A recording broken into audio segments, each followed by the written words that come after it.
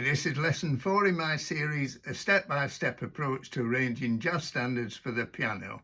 And in this lesson, I'm going to be looking at one of the most played standards of all time, Autumn Leaves. Throughout this series, I'll be explaining various arranging techniques using examples from the online sheet music library, Tomplay. I've done a review of Tomplay and there's a link for this in the description below. There's also an affiliate link for Tomplay in the description. If you're interested in trying Tomplay, they do give a 14-day free trial during which you can cancel at any time. And if you did decide to subscribe after that, then I would receive a commission from Tomplay.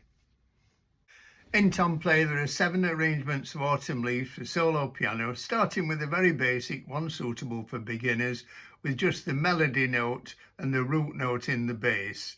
And as you go through the levels, you can see that they get increasingly more complicated, and the more advanced ones also have solos in them.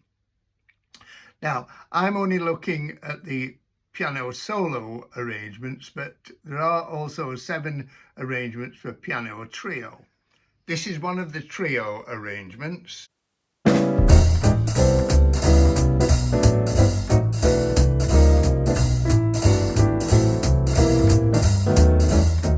And in Tomplay, of course, you can just mute the piano and then play along with the backing track with the score scrolling along as you play.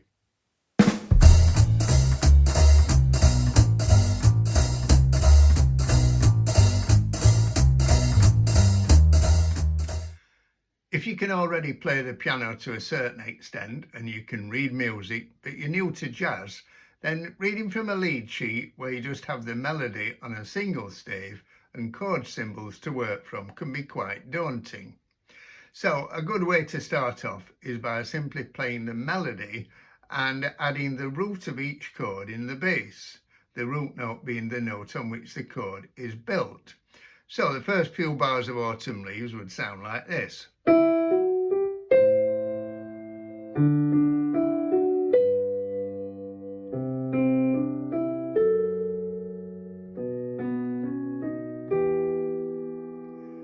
Now, even if you're an advanced player, that's not a bad little exercise to do when you're learning a standard that you're not familiar with.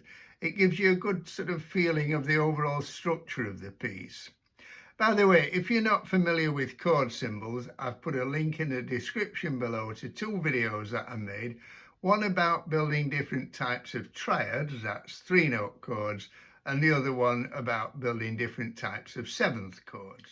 In the beginner arrangement in Tomplay, the root of the chord is used in the bass throughout almost all of the 32 bars. At the end of the A sections, though, you've got an E minor chord that lasts for 2 bars, and it would sound a little bit sort of static just to repeat the E in the bass. So what they've done there is used a different chord note on the 2nd bar with E minor.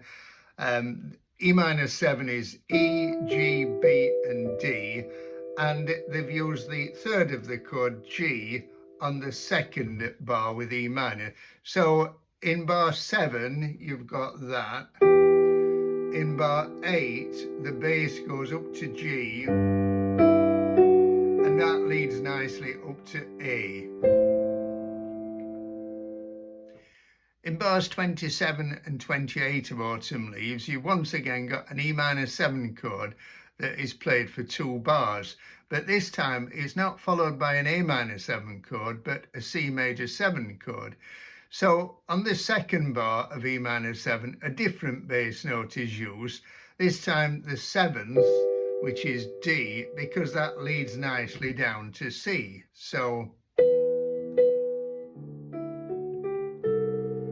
get a nice little walk down from E to D to C. In the next arrangement, the Charleston Rhythm is introduced in the bass. The Charleston Rhythm is a dotted quarter note followed by an 8th note in swing feel. It was used in the dance tune of the same name and is often used in jazz as a comping rhythm, for instance in a blues.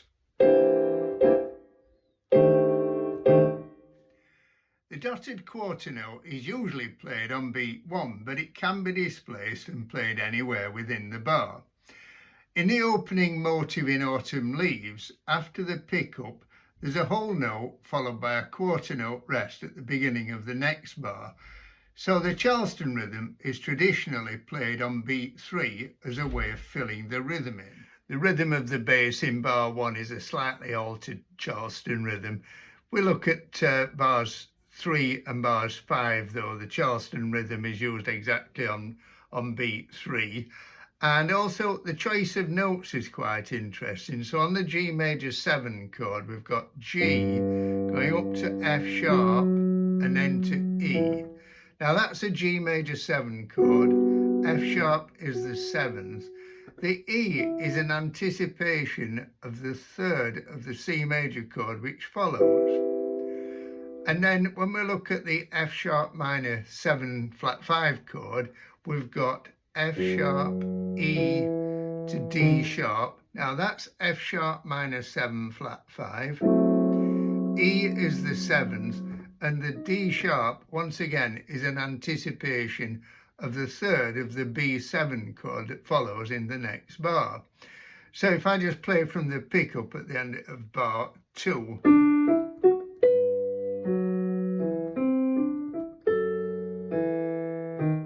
just that little change there in the rhythm in the left hand really sort of makes it begin to sound a bit more authentic. In the next arrangement in Tomplay, the Charleston Rhythm is used once again, but this time on the G major 7 chord, instead of the 7th being played with the left hand, it's now played with the right hand, and the left hand plays underneath it the 5th of G major 7, which is D. And then the 7th goes to the 3rd of C major 7 in anticipation of the C major 7. The left hand goes down to the root C. So you've got this nice movement in tenths. You get the same thing on the F sharp minor 7 flat 5. You've got the 7th in the right hand now, the 5th of the chord C in the left hand. And once again, they're both going down to the 3rd and the root of B7. On the B7 though, there's a little chromatic approach note used. It goes, so it's gone to a semitone below the D and then to the D sharp. So now we've got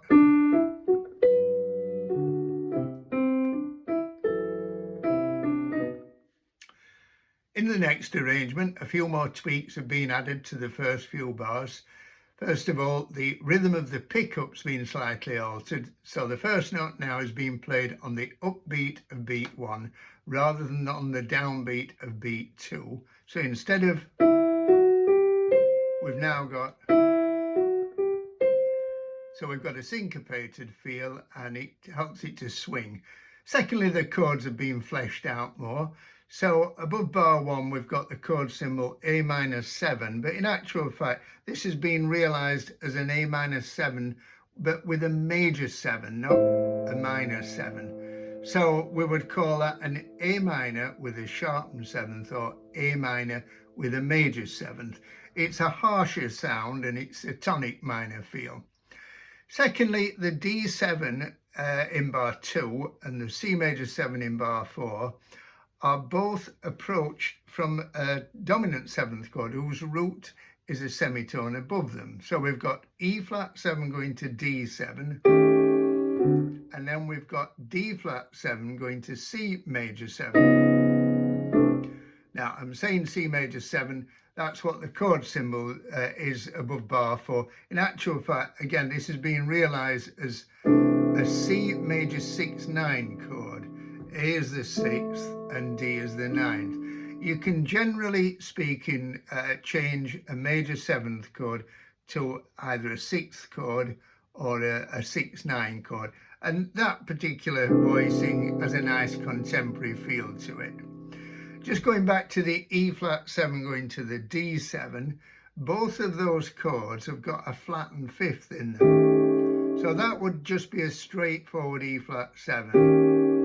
And you could go to D7 like that. But generally speaking, on dominant 7th chords, you want to have at least one upper extension or one altered note. And in this case, in both on both chords, the flattened fifth has been used. So instead of B flat, we've got A. And then instead of A for the D7, we've got A flat.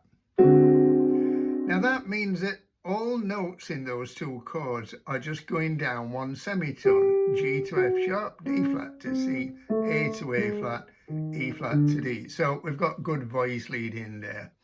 Now if you play that on its own and kind of respell it, call that A, C sharp, G and then E flat, you could think of that as an A7, the secondary dominant of D7, but again with a flattened fifth. Doesn't really matter which way you think of it. The D flat 7 going to the C chord, that's a D flat 7, a kind of shell voice in root, third and seventh, and that's the ninth. So the ninth of the D flat 7 chord goes down to the ninth of the C major 7 chord. You can always create movement where there's a long melody note or a rest by approaching a major, minor or dominant seventh chord with a dominant seventh whose root is a semitone above. And also feel free to alter the rhythm of the melody in a lead sheet.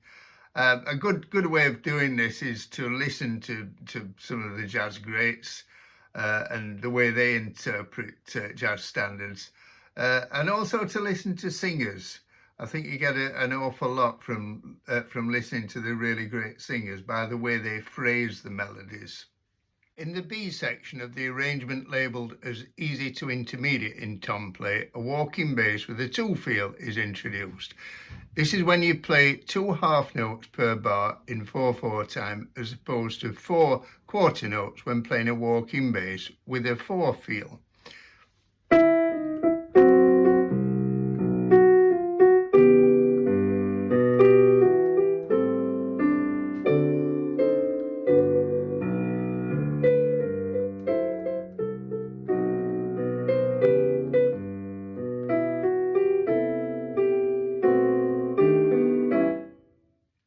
In bars 19 and 20, the E minor 7 remains for 2 bars. And the bass line there is just quite simply the notes of an E minor arpeggio, just 1 octave. I'm going to play it here so you can see it. It should be down at the bottom of the piano. Just root, third, fifth, and then root.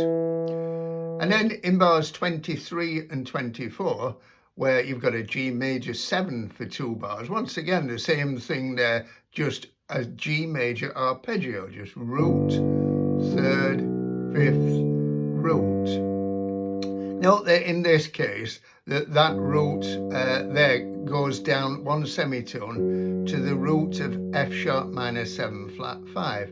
So when you're making a bass line, you should always think about where you're going to, and try and choose the last note to be one which will lead well to the first note of the following chord. Now, when you are playing 2 in a bar, you've got to think, what do I play for the second note? So we've just covered when you're using the same chord for 2 bars, you can just play an arpeggio. But what about when the chord changes? Well, the most often used solution, I would say, is just to play the root and then the fifth. So, for instance, the F sharp minor 7 flat 5 that we've just got to, the bass goes from the root down to C the 5th, which then goes down 1 semitone nicely to the root of B7. On bar 26, you've got B7. The bass line that's written in here is just simply going up an octave, playing 2 roots, and then down to E. Now, what you could do as an alternative to that, you could go B, the root, F sharp, the 5th, down a step to the root of E minor 7. Or you could go root, 3rd, and then the root of E minor 7. Or you could play root to the 3rd, but with the 3rd displaced an octave. So I'll play it here so you can see it. So all of those patterns are widely used. In this section, the chords aren't always fully spelled out. In fact, in many bars, there's just a single melody note, either on its own or just the melody with the walking bass. And I often think about something that the jazz pianist Bill Charlotte said in an interview that I saw once, when he said, "It is not always necessary to state a chord, but merely to imply it." In other words, as long as there's enough there to imply a chord, that's sufficient. Don't overcrowd the music. Apart from the first arrangement, all of the others in Tomplay have got written out solos, which are well worth looking at and practicing. I'm not going to talk about them here though, because I've talked extensively about techniques in using improvisation in my series, Beginner Jazz Piano Improvisation, and also how to play bebop jazz piano. However, I just want to mention the solo in the arrangement labelled as Very Easy in Tomplay, because this consists mainly of quarter notes rather than eighth notes. Now, this is actually a great way of doing a workout on a chord progression, particularly one that you're not familiar with. I once saw Richard Michael, the great jazz pianist and jazz educator, doing a workout over a chord progression where he set a metronome going and then started playing a solo, first of all just in all in whole notes, then half notes, quarter notes, eighth notes, 16th note. I can't remember exactly how far he got, but it was quite mind-blowing. But seriously, practicing with long notes, it gives you time to think about where you're going, about your target notes in the next bar and so on.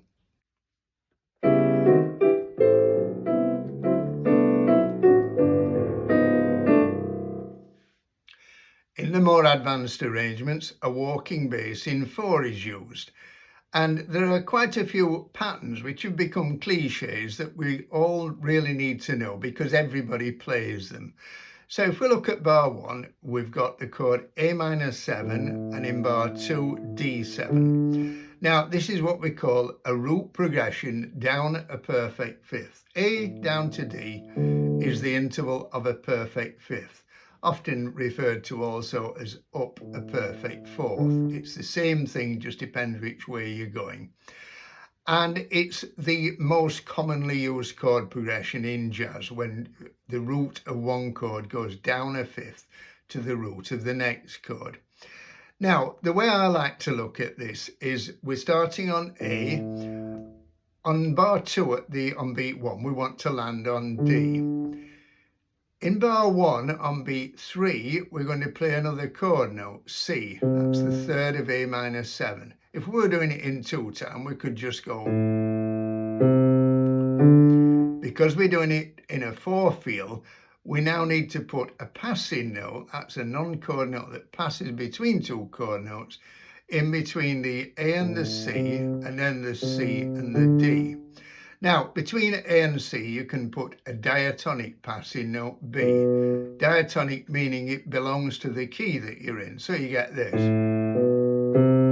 Between the C and the D, there isn't a diatonic passing note, but we can use C sharp, which we call a chromatic passing note. That's one borrowed from another key, and you get this cliche.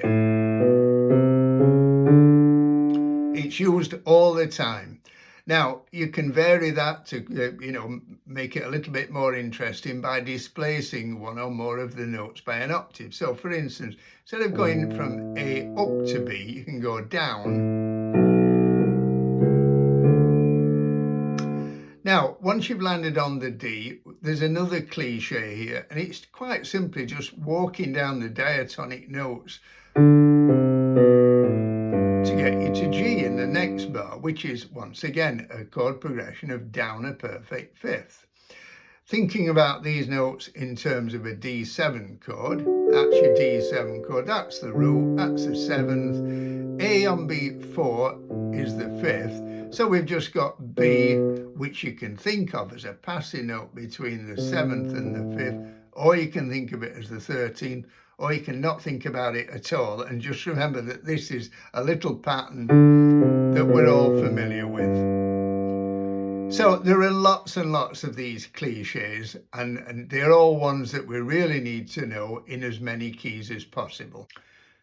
There isn't time to go through all the techniques used in these arrangements of Autumn Leaves, but I'd just like to look at a few loose ends before I finish.